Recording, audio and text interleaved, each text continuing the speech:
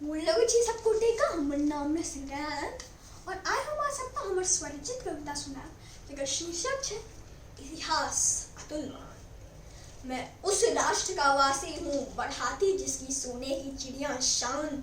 मैं उस राष्ट्र का वासी हूँ जिसका इतिहास अतुल महान, जिसका इतिहास अतुल महान।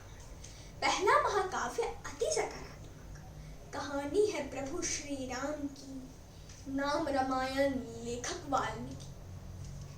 जय कवि तुलसीदास की, जय कवि तुलसीदास की। अथ श्री महाभारत कथा, अथ श्री महाभारत कथा देती हमें सीख अनेक।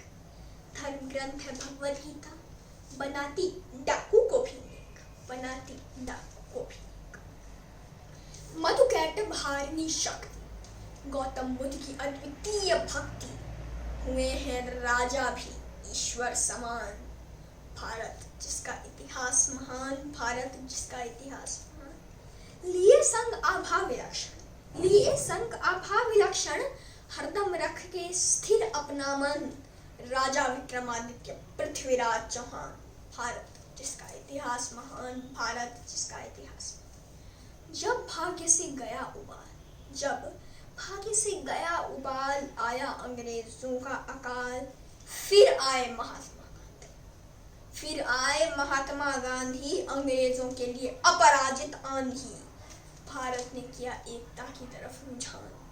भारत जिसका इतिहास महान, भारत जिसका इतिहास महान।